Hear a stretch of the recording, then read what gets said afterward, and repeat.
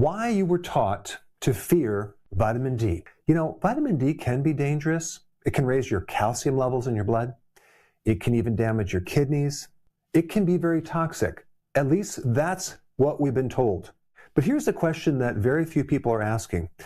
Is it safe to stay deficient? Because humans have not evolved from avoiding vitamin D. We have evolved under massive amounts of sun exposure, daily, intense, unfiltered, without sunscreen. And now suddenly we're told that the sun is dangerous, vitamin D is risky if you take too much, and you must take safe amounts. What is a safe amount? It's never been established. The conventional medical idea of safe amounts is amounts so small that it's not even biologically effective for most conditions. Another thing that you have to realize is vitamin D is not really a vitamin.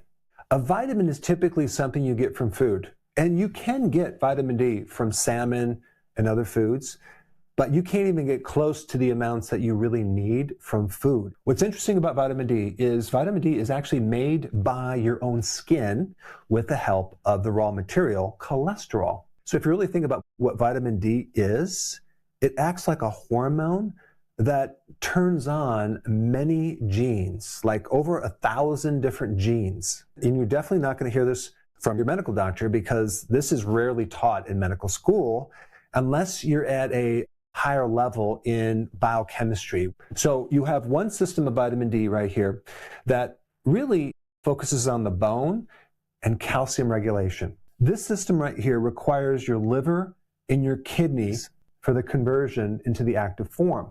So in other words, when you take vitamin D or you have sun hitting your skin, it turns into the vitamin D that's inactive. It's not active yet, okay? It doesn't really do anything until it has to go through these different pathways and get to the point where it's activated and it ends up in your cell.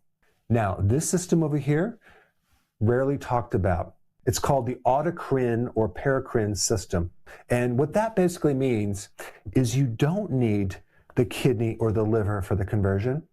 The conversion of the inactive form happens within your cells. And this system right here helps run the immune system, the brain, also your muscles and your nervous system, the breast tissue, your colon, prostate, and many other tissues. The vitamin D in this system right here has a half-life of 24 hours. What does that mean? It means that you need regular amounts of vitamin D every 24 hours, okay? This system right here takes like 3 weeks.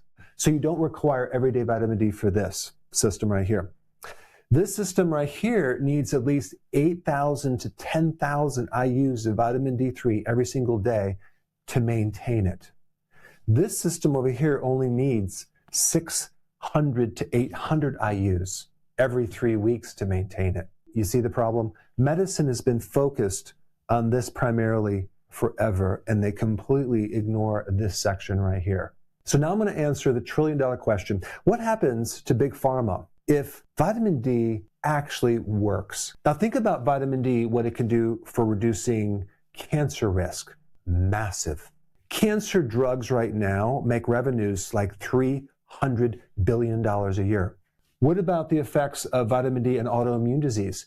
Dr. Coimbra out of Brazil has developed the Coimbra protocol. And with MS, for example, there's like a 90% success rate using high doses of vitamin D. I will put the link of my interview with him down below in the description.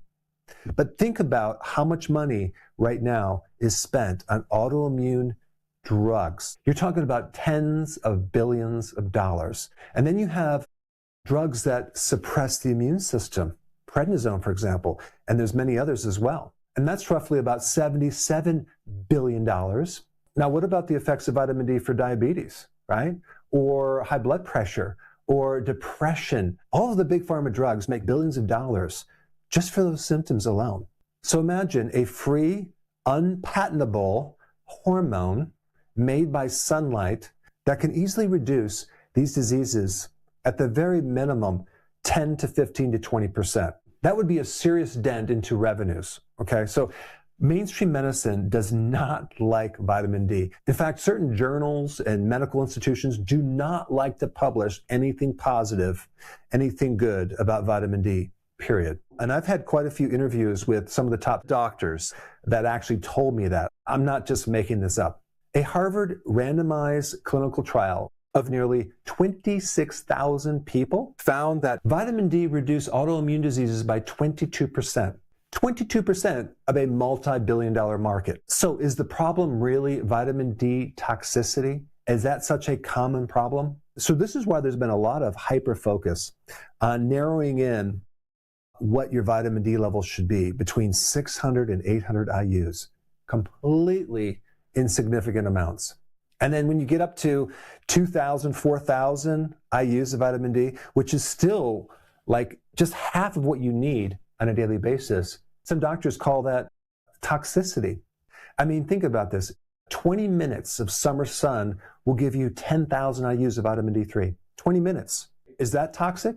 And another thing that's interesting about vitamin D is that your body doesn't read vitamin D as a supplement. It reads it as a time of the year, because in the winter, vitamin D drops. So this is programmed in our DNA, okay? It's cyclical by seasons.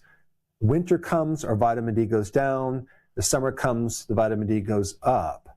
But when you're actually vitamin D deficient, your body starts getting signals that, oh, it's winter. Slow down the metabolism. Start changing things and prepare for the winter. So this is why people that are deficient in vitamin D tend to gain weight easier. They have metabolism issues. They have other issues too, like their mood goes down. They get the blues. Their immune system gets suppressed. But think about the average person, how much time they spend indoors, not even outside. It's 365 days of winter. Not to mention we go outside and wear sunscreen, right? We're going to block any potential for getting vitamin D because we're worried about getting melanoma. Did you realize that melanoma, skin cancer, has exploded after 1980 when we started being sun phobic, when we started scaring people about the sun and avoiding the sun?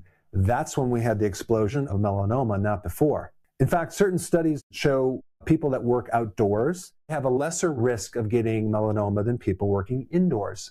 So we've been asking the wrong question. Is it safe to take high doses of vitamin D3? But we never ask this question right here. Is it safe to be deficient in vitamin D? Vitamin D toxicity is extremely rare. You'd have to take hundreds of thousands of international units of vitamin D3 for months, many months, before you start developing one problem, too much calcium in the blood, which can lead to kidney stones. But let's just compare and contrast that with being deficient in vitamin D, which is super common. What kind of problems would you have from that? Well, problems with immune suppression, cognitive function, increased risk of breast cancer, colon cancer, prostate cancer. And on top of that, a lot of the research done with vitamin D rarely, if ever, looks at magnesium and vitamin K2, the two key nutrients to protect you against excess calcium accumulation, magnesium and vitamin K2.